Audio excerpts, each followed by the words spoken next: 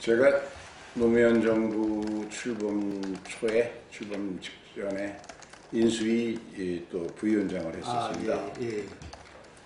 그래서 이제 문재인 정부 출범 과정에서 좀 안타깝게 생각하는 것은 보궐선거로 대통령이 당선되면서 바로 그날부터 대통령으로 일을 할 수밖에 없는 구조여서 인수위를 꾸릴 수가 없었죠.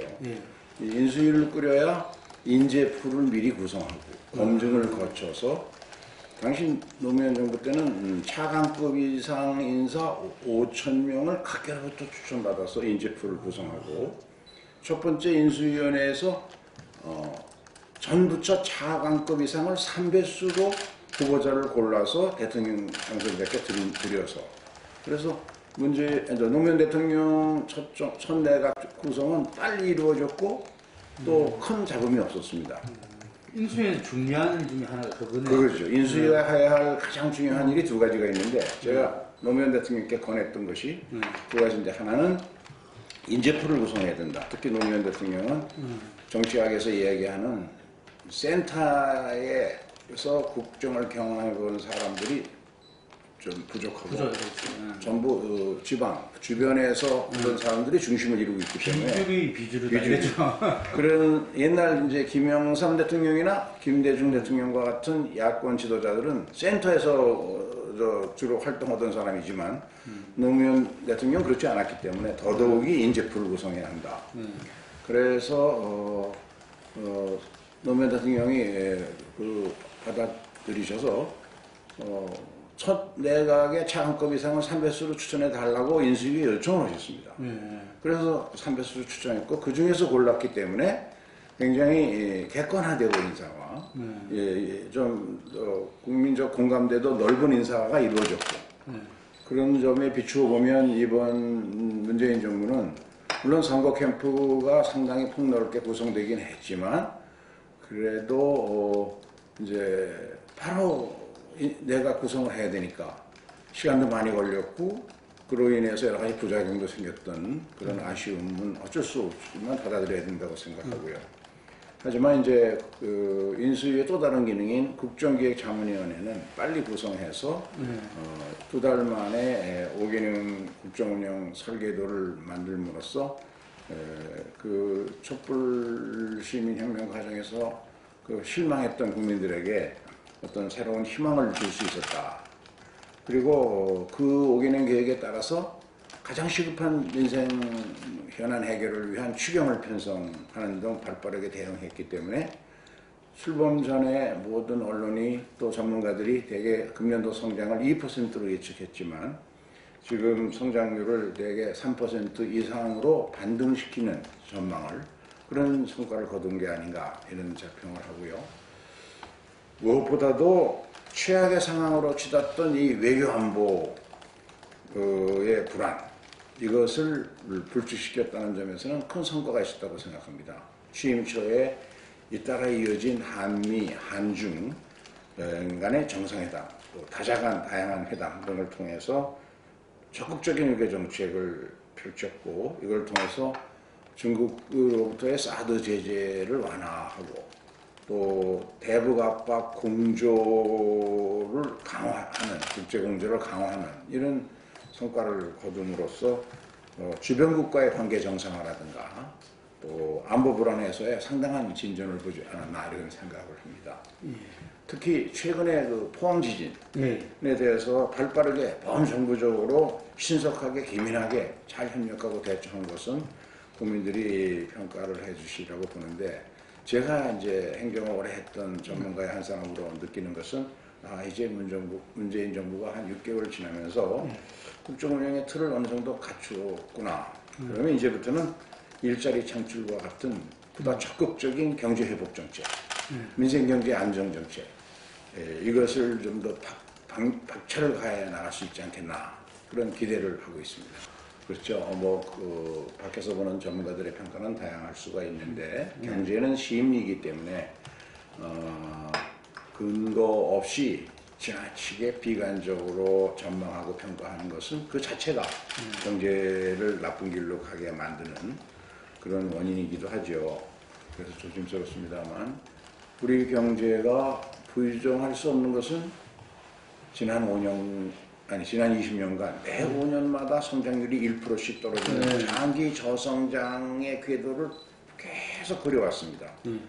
YS 정권 때의 7% 성장이 각 정권을 지나면서 1%씩 떨어져가지고 박근혜 정부로부터 물려받은 문재인 정부는 2% 성장을 갖고 시작을 했거든요.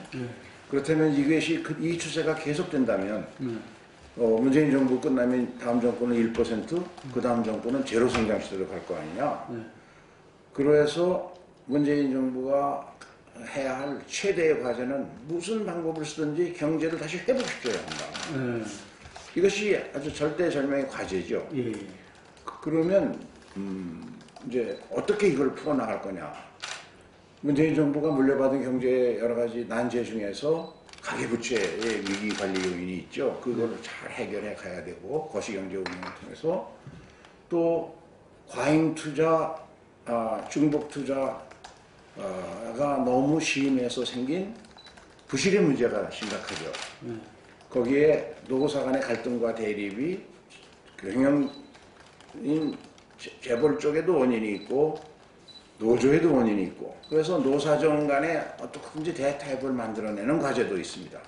이런 과제들을 해결해 나가는 것을 지금부터 이제 하나하나 차근차근 풀어가야 되는데 여기에 고민은 상당히 중요한 결정을 내릴 때는 정치권의 협조가 필요한 거죠. 제도와 입법의 보완이 꼭 있어야 되니까.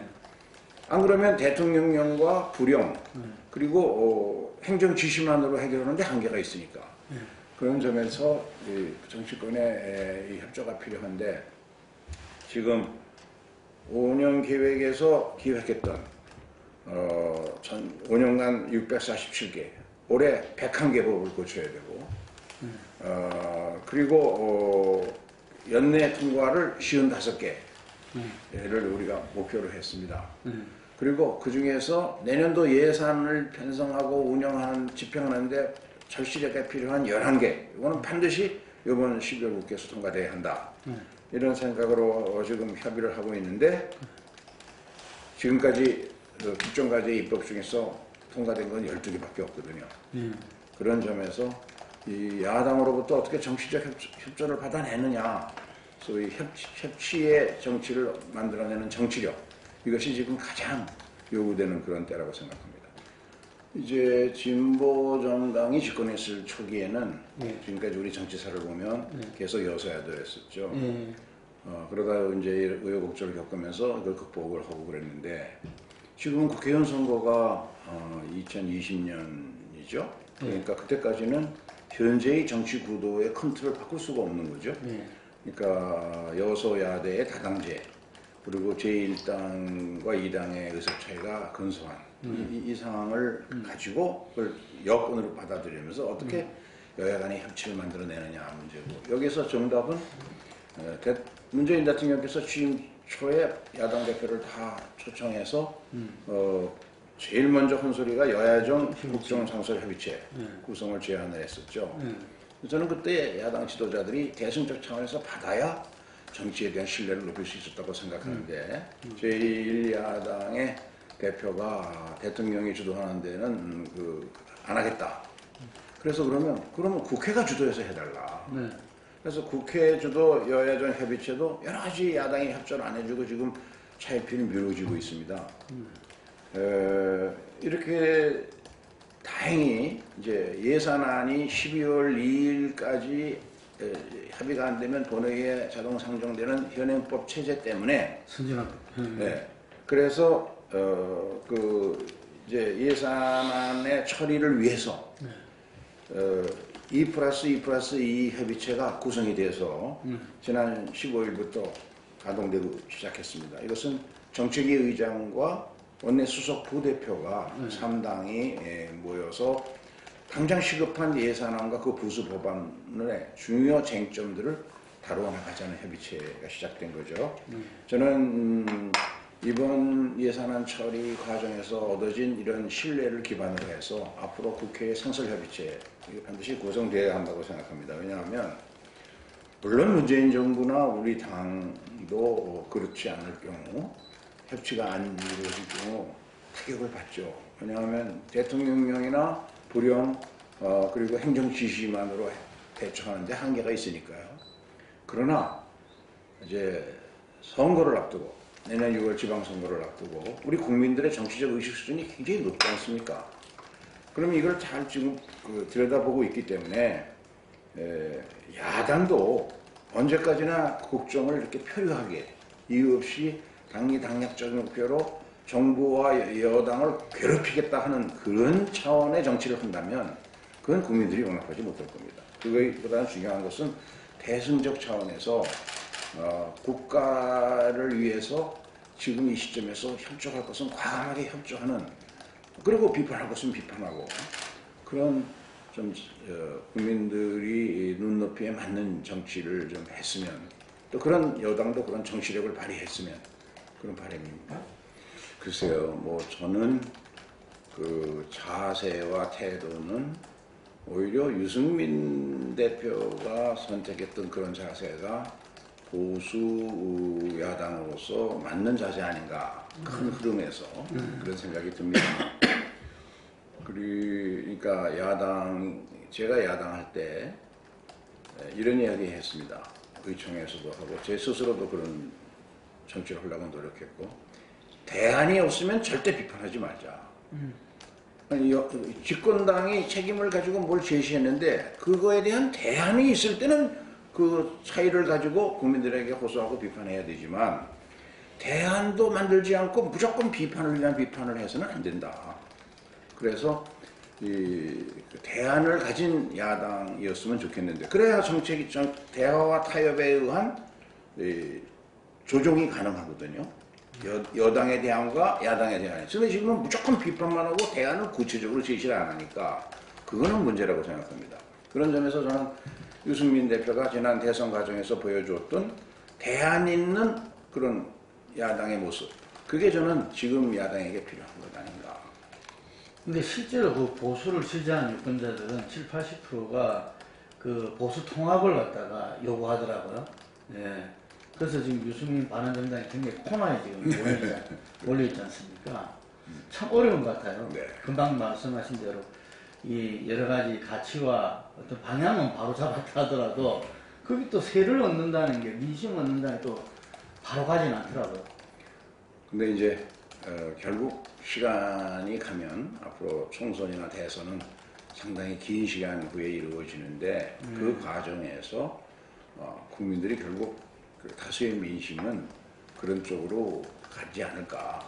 그게 과거의 우리 정치의 경험이었다고 생각합니다. 글쎄요, 저는 이제 정치인은 자기 말에 대한 책임, 이것도 굉장히 중요한 정치적 항목이죠. 그런 점에서 안철수 대표가 처음 정치권에 들어오면서 또 우리가 함께 당을 했을 때 야당의 공동대표의 한 사람으로서 새 정치를 주장했고, 그 새 정치, 특히 야당의 대표할 때는 자기는 연대를 안 하겠다. 그런 그 연대 정치는 안 한다. 연대 정치를 낡은 정치다. 이런 이야기를 자주 했었습니다. 그 국민들이, 또 국민의당의 핵심 지지층인 호남 그 시민들이 분명히 기억하고 있을 거거든요. 그런데 이제 특별한 설명 없이 중도 보수 세력과의 연대를 지금 언급하고 있는데 왜 그렇게 바꿔야 하는가? 이것으로 국민 지지층을 설득시키지 못하는 것은 순전히 대통령 4년 후, 5년 후 되는데 이것이 자기에게 유리하다는 개인적인 이유에서 그런 방향 전환을 하는 게 아니냐. 자기의 과거의 말과는 반대로 이게 자기 부정적인 연대 기도 아니냐. 이렇게 돼서는 안 되는 거죠. 이 정치인이라는 것은, 특히 정당의 대표라는 사람은 자기 지지 세력의 정치적 의사를 분명하게 잘 대변해 주는 것이 중요한 책무 아니겠습니까? 그런 점에서 그런 설명 과정이 생략된 채로 전환을 하려고 그러면 당연히 갈등이 일어나겠죠. 지금 그 갈등이 국민의당 안에서 나타나고 있는 그 갈등의 원인이라고 생각하고요. 이런 불협화음은 뭐 불가피한 것이죠. 그래서 안철수 대표가 이것도 아까 말한 대로 내년 지방선거를 앞두고 또는 자신의 정치적 입지를 확대하기 위한 방법으로 이 변화해서는 안 되고 이 시점에서 국정의 안정과 국민의당에 지지하는 시민들의 입장에서 볼 때에 어떤 게 옳은 정책의 선택이냐 저는 여기에 그 판단에 선택에 기준을 맞춰야 한다고 생각합니다. 그렇지 않으면 국민의당에서의 불협화음은 계속 이어질 수밖에 없겠죠. 우리 당에 어떤 영향을 줄 거냐 하는 것은 저는 그렇게 생각합니다. 우리 당과 국민의당은 이제 지금 선택할 수 있는 것은 연대와 연정 이렇게 나눠볼 수 있죠. 근데 연정이라는 것은 이제 내각의 구성을 공동으로 한다든가 해서 정치적 책임을 같이 지는 것인데 지금은 그런 단계는 아닌 것 같아요.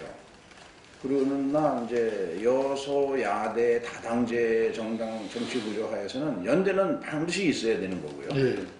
그런 점에서 지금 우리 당 입장에서는 연대를 확대해가는 것이 중요하다.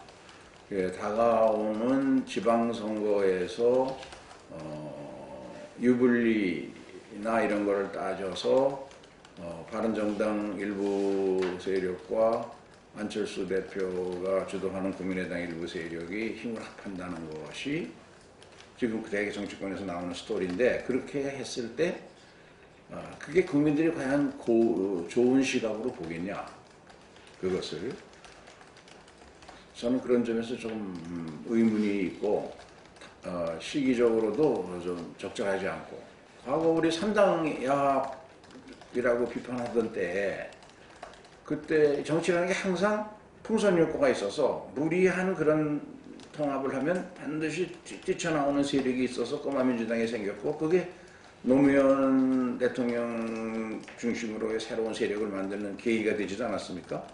저는 그런 점에서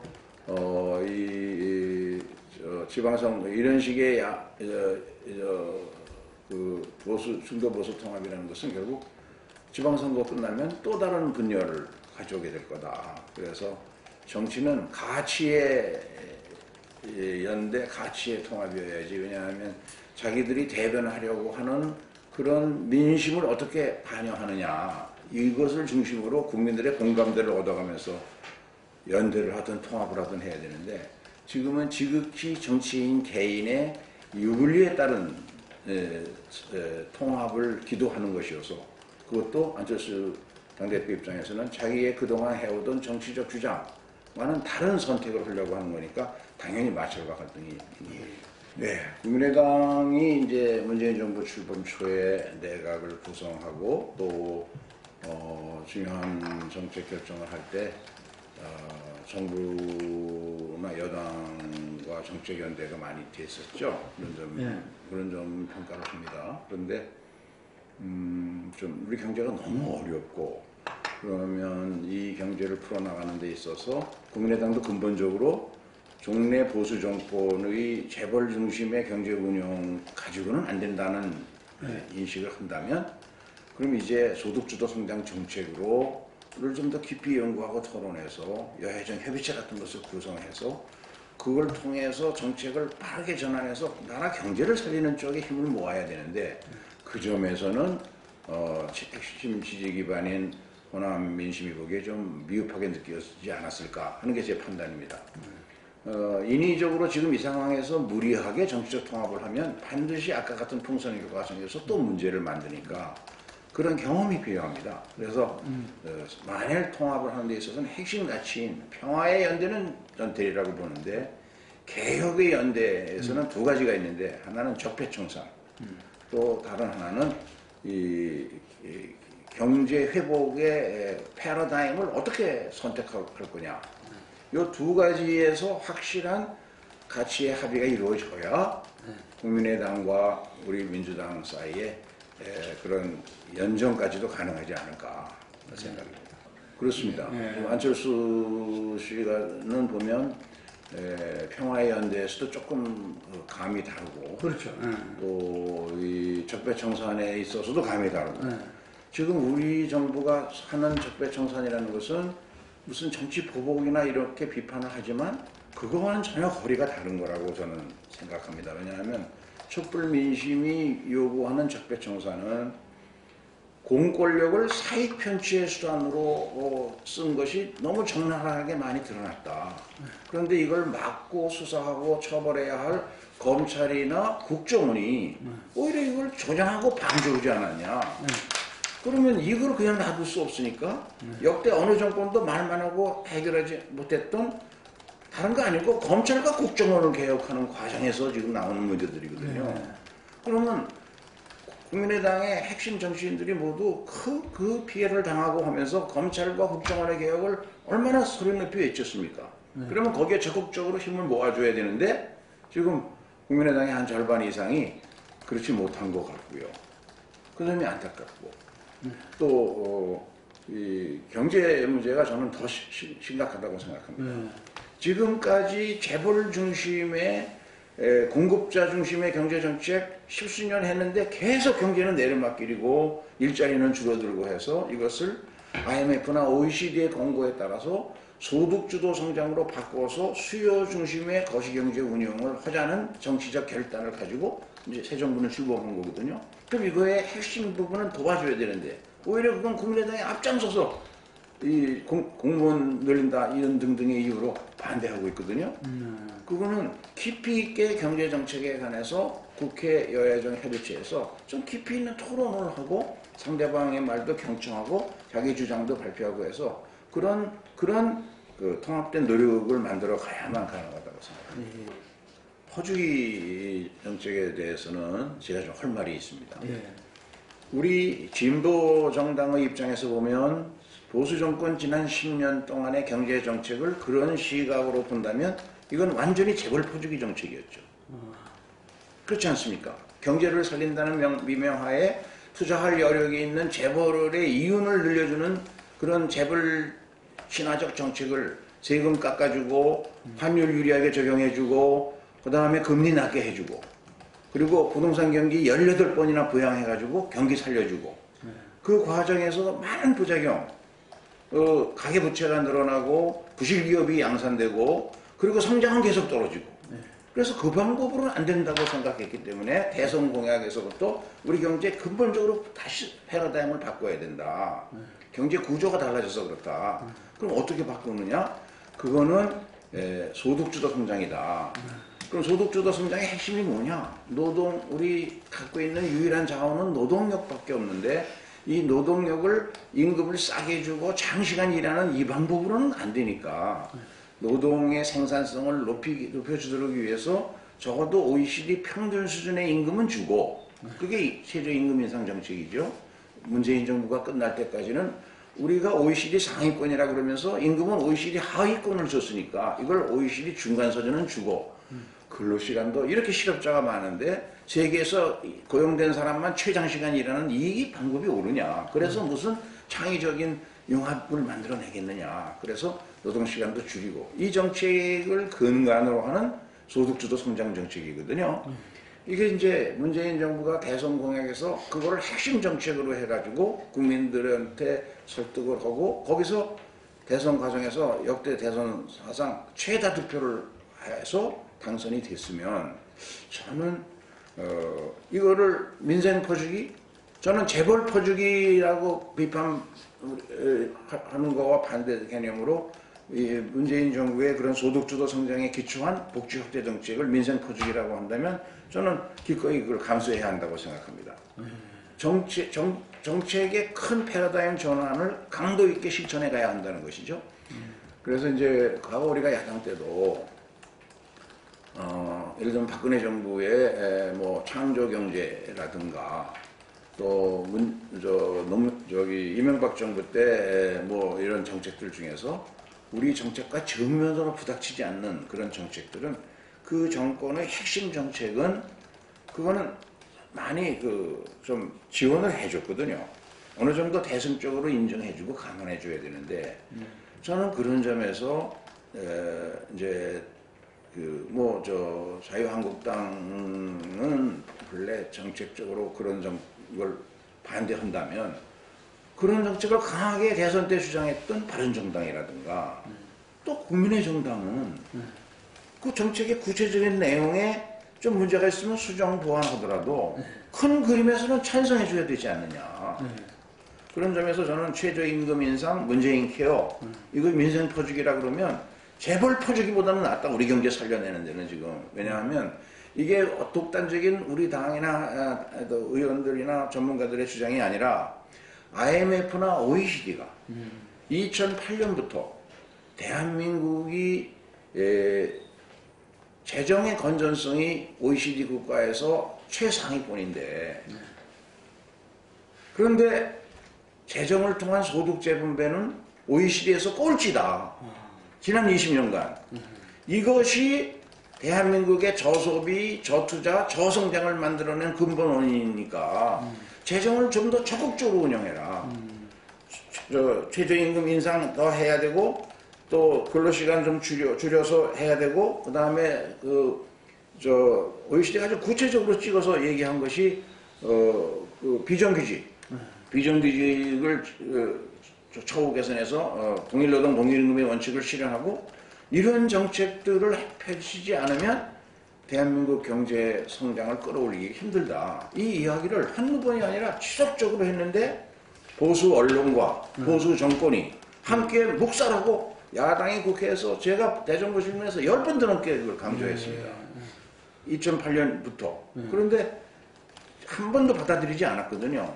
그래서 지금 우리 경제는 계속해서 저성장의 길로 가고 있지 않습니까? 이 성장을 다시 회복시키는 방법을 바꿔야 될 거 아닙니까? 이 방법을 바꾸는 길에 공감하는 국민의당 의원이나 바른정당 의원들, 유승민 의원 같은 사람, 저희가 토론하고, 우리 전 세계 경제 정책, 경제학계의 주류가 그런 주장을 하고 있습니다. 그러니까 IMF, OECD가 우리 정부에 그렇게 구체적으로 권고를 한 거죠. 그래서 이거를 그렇게 비난을 위한 비난으로 몰아가는 것은, 퍼주기라고 몰아가는 것은 저는 문제가 있고, 차라리 그런 점에서 민생 퍼주기는 좋은 정책이다, 이렇게 좀 주장하고 싶은. 제가 이제 대선 과정에서 기독교 공공정책협의회가 중심이 되어서 공개적으로 대선 후보들에게 종교인 과세를 어떻게 할 거냐 하고 질문을 했고, 그거를 각 대선 후보 측에서 나와서 공개적인 자리에서 발표를 했습니다. 그러니까 심상정 후보만 안 나왔고 다른 네 후보는 다 발표했는데, 제가 문재인 후보 쪽 이제 종교인 특별위원장으로서 종교계의 걱정을 고려해서 2015년 12월에 입법을 했거든요. 그리고 그러면 이제 2016년, 17년 준비를 해서 2018년 과세하면 충분한 거죠. 그런데 2016년 전혀 준비를 못했어요. 박근혜 최순실 사건이 계속 이어지면서 국정이 표류하니까 국세청이나 기재부 독단으로 이걸 준비하기에는 너무 버거운 거죠. 대통령이나 총리가 정치적으로 지시를 해야 종교인들을 만나서 설득을 하고 이런 권장도 하고 할 텐데, 국세청장이나 기재부 장관이 독단으로 2년 후에 종교인 가서 되니까 전부 종교인들 좀 모아주십시오. 교육도 시키고 훈련도 시키고, 거기가 우리나라 정치 분위기에서 쉽지 않거든요. 종교인들이 갖고 있는 사회적 위상이나 비중이 있지 않습니까? 그래갖고 전혀 준비를 안 한 상태로 대선까지 오니까, 그러면 이제 사실상 대선 4월 달에 보니까 이게 8개월 후에는 과세를 해야 되는데 이게 8개월 갖고 준비가 되겠냐. 그래서 그때도 다 내 후보들이 한 1년이나 뭐 한 2년 이렇게 좀 유예를 더 하면 어떠냐, 이런 의견으로 얘기를 했습니다. 저도 그랬고, 그때는 또 선거 전이니까 조직된 기독교나 이런 표 같은 것도 의식 안 할 수가 없었겠죠. 그러나 정치적으로 그냥 약속을 했단 말이죠. 그래서 그때 제가 법안을 대표 발의해서 각 교섭단체, 우리 당 의원 숫자보다 야당 의원 숫자가 훨씬 많은 그런 사인을 다 받아놨어요. 뭐 각 당의 대표자급들이 다 사인을 했죠. 근데 제가 이제 국정기획자문위원회 거치면서 위원장을 맡다 보니까 내가 이거 국정기획자문위원장으로서 이거를 대표 발의하는 거는 좀 안 맞다. 이거 끝난 다음에 하자. 그래갖고 7월 초에 끝나고 한 달을 쉬었다가 8월 초에 법안을 국회에 냈더니, 이것이 온 언론에서, 특히 SNS에서 종교인들이 세금을 안 내려고 꼼수로 국회의원들과 짜고 이런 꼼수를 쓴다. 이런 비판이 아주 뭐 가해지고 그로 인해서 여론조사하면 당장 하라는 게 80%가 넘고 맞습니다. 그래서 저도 아주 언론에서 옛날 엑스맨 욕먹던 때는 비슷하게 욕 먹고 그랬는데 제가 욕 먹는 건 정치인이라는 게 그럴 때도 있으니까 했지만 이게 목사님들이 욕 먹는 건 좀 문제가 있다. 왜냐하면 지금 구체적으로 알아보면 우리나라 중형 이상의 교회, 뭐 알만한 우리나라 큰 교회들은 다 과세 대상이 아니지만 세금을 내니 안 내니 하는 시비에 휘말리기 싫다는 이유로 여의도서 목음교회 같은 데는 목사님들이 한 500여 명 된다는데 1년에 세금을 한 30억씩 낸답니다. 지난 20년간. 내고 있네요. 그렇죠. 근데 그거는 제가 다니는 중앙교회도 30년 전부터 냈고 우리나라 대형 교회들은 명성교회, 소망교회 전부 세금을 내왔습니다. 그 왜 내냐? 아니 11조를 내고 국법을 잘 지키고 나라 발전을 위해서 기도하라고 매주 설교하는 목사라는 사람이 세금을 내니 안 내니 하는 논란의 대상이 되는 것 자체가 부끄럽다. 그러니까 우리가 가장 유사한 게 근로소득이니까 뭐 나라 제도에 어떻게 됐든 우리는 근로소득으로 세금을 계산해서 내자 하고 다 내오신 거예요. 그런 분들을 갖다가 세금 안 내는 주동 세력으로 몰아가지고 비판한 적이 여러 번 보니까 납세를 해왔네요. 그렇죠. 그래서 이건 아니다. 그러면 내가 그런 분들하고 의논을 해서 차라리 내년부터 정상 과세를 합시다. 어차피 과세하는 게 오르니까. 그리고 종교인 과세는 왜 해야 되냐 하면 종교인 중에 저소득 종교인이 과반이 넘습니다. 그분들은 우리가 십수년 전부터 시행하던 근로장려세제, EITC, 또 자녀장려세제, 저소득 근로소득자나 사업소득자에게 자기 번 소득과 부부 합하여 월 230만 원이 안 될 때는 그 차액의 일부를 보전해주는 제도거든요. 그래서 세금에서. 근데 이것이 보전을 받으려면 자기 소득이 과세 대상이 돼야 구청에 신고를 해야 얼마를 벌었는지가 확정되니까 그거와 차이를 230만과의 차이를 갖고 보전해 주는 거란 말이죠. 이 제도가 10여 년 시행되어서 우리나라의 저소득 근로소득자, 사업소득자는 예를 들면 사업소득자 중에 점 치는 사람, 무당 굿하는 분, 성명철학 이렇게 하는 그런 거를 합쳐서 뭐라고 그러더라. 무속인들도 사업소득으로 다 그런 걸 받아왔습니다. 그래요? 예, 그래서 한 200여만 가구가 그 적용을 받았거든요. 그런데 사실은 저소득 종교인들은 더 어려운 사람도 많은데 못 받았겠네요. 아니 전혀 못 받았죠. 과세 대상이 아니니까. 그러면 전국의 개척교회 목사들이라든가 또는 소규모 사찰의 주지들이라든가 이런 분들은 찌르지기 어렵고 가난하지만 그런 도움을 못 받은 거죠. 소위 최저 생활 보장을 해주자는 차원에서 한 건데 그리고 완전히 놀고 먹고 국가 지원 받는 것보다는 자기가 뭔가 이러고 부족한 거를 조금 메꿔주는 게 좋다는 제도에서 시행된 건데 그런 점에서 보면 종교인 과세는 하루빨리 하는 게 맞다. 그래서 대승적 차원에서 8월 21일인가 발의했던 국회의원들이 다 모여서 다시 의논을 하고 이거 여론이 이러니 그 목사님들을 이렇게 욕보이게 할 수가 없다. 그래서 과세하는 것으로 저희가 기자회견을 했습니다. 8월 21일 날. 그 대신 우리가 이것을 미루려고 했던 이유가 바로 이 세 가지에 있으니 이 세 가지는 좀 국세청이나 기재부가 잘 준비해달라. 첫째는 뭐냐 하면 지금 우리가 과세하려는 것은 종교인 소득입니다. 목사나 성녀, 7대 종단의 종교인들이 개인적으로 받는 소득을 과세하는 것이지 그것이 결코 종교소득 자체를 과세하는 건 아니거든요. 종교소득 과세는 위헌입니다. 세계 어떤 나라도 그런 나라는 없습니다. 그런데 문제는 종교소득과 종교인 소득을 구분하지 않고 지금까지는 전부 한 장부에다가 다 기록을 해왔거든요. 그러면 종교인 소득을 정확하게 계산하려면 반드시 종단의 장부를 봐야 될 거 아닙니까? 교회 장부를. 그럼 국세청에서 종교인 소득을 확인하기 위해서 교회나 절에 가갖고 장부 좀 봅시다 하면 누가 얼마 헌금하고 어디에 선교수 비쓴 거 이 장부를 다 봐야 되니까 종교 탄압으로 연결이 되잖아요. 네. 그런 나라는 없거든요. 그래서 이 준비가 필요하다는 것이 장부를 구분해라. 종교인 회계와 교회 회계, 종단 회계를 구분해라. 그랬는데 이제 교회는 작은 교회도 다 회계라는 제도가 있어서 장부를 하고 있었기 때문에 한 장부를 나눠서 기장하면 되니까 교회는 빨리 적응이 될 겁니다. 근데 이제 대부분의 소규모 사찰은 장부 자체를 안 했거든요.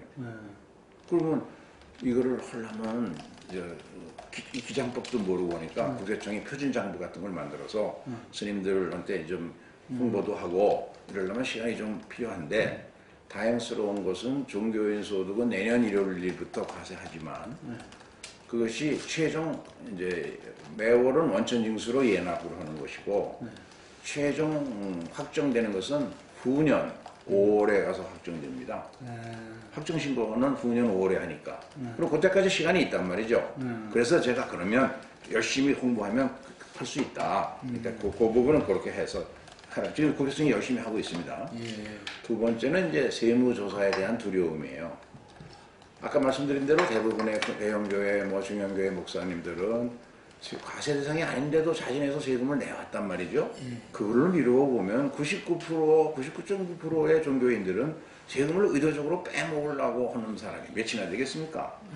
그렇지만 교회나 절의 리더십이 이제 교체되거나 어떤 특별한 계기가 되면 종교인, 현실적인 교회는 뭐 10,000명 또 요즘 대형 사찰에도 막 수만 명이 이제 신도가 있기 때문에 그 중에서 불만이 있는 세력이 만들어지고 그 사람들은 이제 투소를 할 수가 있죠.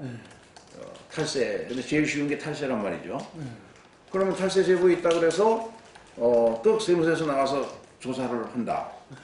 그러면 대부분은 99.9%는 무고임이 밝혀질 텐데 그러나 일단 세무조사가 나와서 세무조사를 받는다는 사실만으로도 당의 사찰이나 교단, 교회는 또 그 종교인은 치명적인 도덕적 상처를 입거든요. 회복하기가 쉽지 않단 말이죠. 그래서 지금 우리 기업에 대한 세무조사도 한두 건 탈세 제보가 있다고 해서 세무조사 안 합니다. 왜냐하면 모함이 워낙 거래 과정에서 모함이 있을 수 있으니까. 그래서 이거를 다 본청으로 올려서 국세청에서 전산 분석을 해서 명백히 탈세 혐의가 분명한 경우에만 세무조사를 하고 있거든요. 개인은 전체 납세자의 1% 미만, 법인도 3% 미만만 과세하고 있거든요. 세무조사하고 있거든요. 그래서 이 종교인 과세, 종교인들이 걱정하지 않게 세무조사를 좀 신중하게 기준을 만들어서 운영해 달라. 이게 이제 두 번째. 세 번째는 조금 입법 기술적인 건데 아까 말씀드렸던 종교인 과세를 하루빨리 해야 되는 이유 중에 하나가 저소득 종교인들을 다른 근로자나 사업자와 마찬가지로 이제 EITC 근로장려세제를 적용해 줘야 되는데 또 그거를 2015년에 과세할 때 많이 각 정당이 홍보를 했습니다. 특히 당시 집권이었던 새누리당에서는 종교인 과세 해야 저소득 종교인들에게 이런 지원을 해줄 수 있습니다 하고 막 대대적으로 홍보를 했거든요. 그래놓고 입법할 땐 그걸 빼먹었어요. 조세특례 제한법에 그 미리 만든 법이니까 10몇 년 전에 만든 법이니까 그 법의 대상에 EITC 적용 대상에 현재 근로소득, 사업소득만 있는데 거기다가 종교인 소득을 넣었어야 되는데 그거를 깜빡 잊고 빼먹어서 그거는 제가 법안을 내서 이번 이제 기재위 심사 때 심사하면 대개 그런 보안이 갖추어지면 다소 막 조금 마찰이 있겠지만 큰 문제 없이 잘 정착될 수 있으리라 생각합니다. 뭐 사람들이 충분히 그 오해를 풀었겠네요. 그런데도 아직도 저한테 비판하는 사람들, 비난하는 이제 가끔 SNS에 글 올라오면 사람들이 이제 바쁘니까 깊이 생각 안 하고 그 사람 종교인 것에 반대한다며 이러고서 이제 저를 공격하는 사람들이 많아요. 근데 사실은 저는 옛날부터 종교인 과세는 빨리 해야 한다 하는 거를 정치적으로 계속 주장했거든요. 그래야 저소득 종교인이 다른 과세의 형평을 유지할 수 있으니까.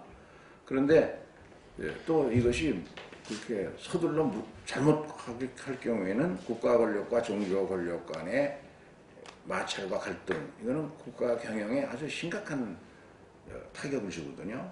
그래서 다른 나라에서도 조심조심 이걸 접근해 왔거든요. 그런 점에서 충분히 준비를 했어야 되는데 2016년 그 최순실 사건이 터지는 바람에 준비를 못한 것이 화근이 됐는데 금년 7월부터 이제 준비를 열심히 하고 있어서 조금 막 시간이 부족하지만 내년 1년 동안 또 홍보하면 적응될 수 있으리라고 생각합니다. 저는 우리 정치를 한 단계 업그레이드 할 수 있느냐 없느냐의 시험대라고 생각합니다. 이 개헌을 못 만들어내고 지방선거를 치른다면 저는 우리 정치에 대한 국민의 신뢰를 크게 무너뜨릴 겁니다. 돌이킬 수 없을 정도로 정치가 땅바닥에 떨어질 거다. 왜냐하면 최순실 사건이라는 현직 대통령의 탄핵을 만들어내고 그로 인해 선거가 이루어지는 과정에서 모든 후보들이 반드시 개헌을 해야 된다고 홍준표 후보 가장 목소리 높게 외치고 다 외쳤거든요. 처음에는 국민들이 개헌이 왜 필요한지 몰랐습니다. 그래서 여론조사를 해보면 대선 전에는 개헌이 필요하냐 등에 관해서 대개 개헌에 찬성하는 사람 비율이 절반을 못 넘었습니다. 45%.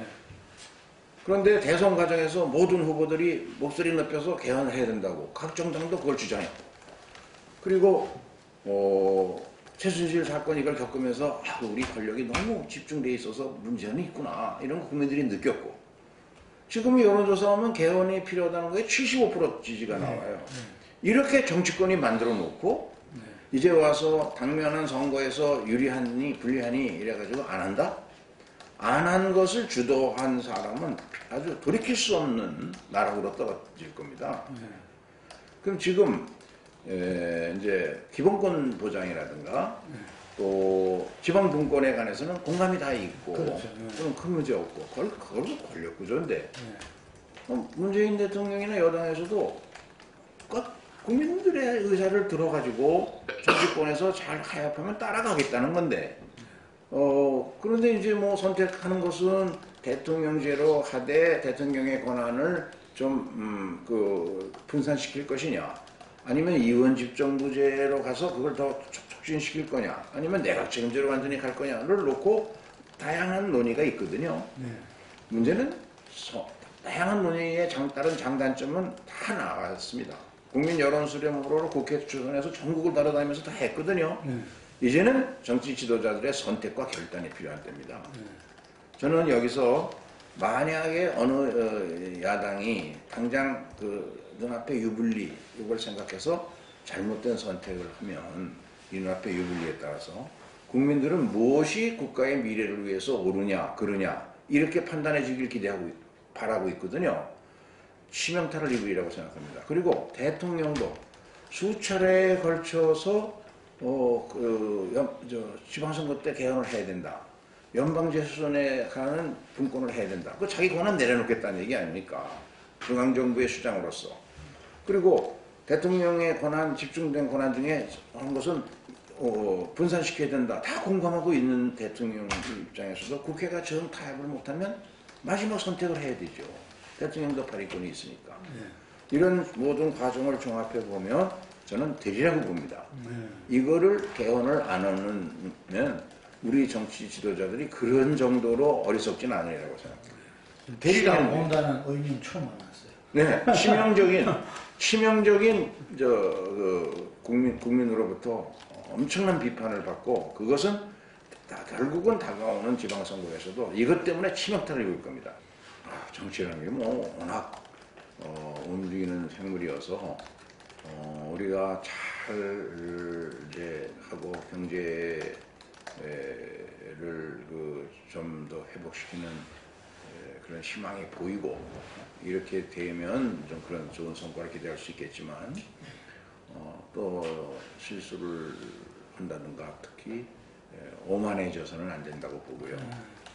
잘 관리해야 되겠죠. 지방선거의 승리가 앞으로 정치적, 지금 2020년까지는 다른 선거가 없기 때문에 정치적 안정 그리고 야당으로부터의 협치를 만들어내는 데 있어서 중요한 관건이기 때문에 여당 입장에서는 잘 겸손한 자세로 치밀하게 잘 대응하고 관리해 나가야 한다고 생각합니다. 제가 문재인 정부 국정 5개년 계획을 만들면서 혼자 여러 가지로 생각을 많이 해봤습니다. 문재인 정부 성공을 위해서 가장 핵심적으로 필요한 게 뭘까? 문재인 정부가 경제사회 정책에 를 관통하는 흐름은 소득주도 성장, 일자리 창출 전략인데 이게 성공하려면 어떻게 해야 될까? 제가 보기에는 북구라파 여러 나라들, 특히 노르딕 국가들의 성패를 보면 이 재벌 개혁과 노동 개혁을 잘 조화롭게 만들어내는 노사정 대타협, 이거를 만들어내는 정치력, 이게 핵심이다. 저는 그렇게 생각합니다. 우리 나라는 2차 대전 이후 독립한 그 신생국 중에서 유일하게 민주주의와 또 시장 경제를 가장 빠르게 발전시킨 나라, 이런 평가를 받아오지 않았습니까? 근데 경제의 고속 성장 과정에서 기득권 세력이 만들어졌는데 그거에 대표되는 세력이 재벌 세력이고, 민주화 과정에서 그로 인한 기득권 세력이 볼 수 있다면 그게 소위 노동귀족이다 얘기하는 조직 노동자들의 지도자들 세력이겠죠. 이 세력이 우리 경제의 미래를 위해서는 내려놔야 할 잘못된 기득권을 다 가지고 있다고 생각합니다. 이걸 좀 내려놓는 정치적 타협을 어떻게 문재인 대통령 정부에서 만들어내느냐.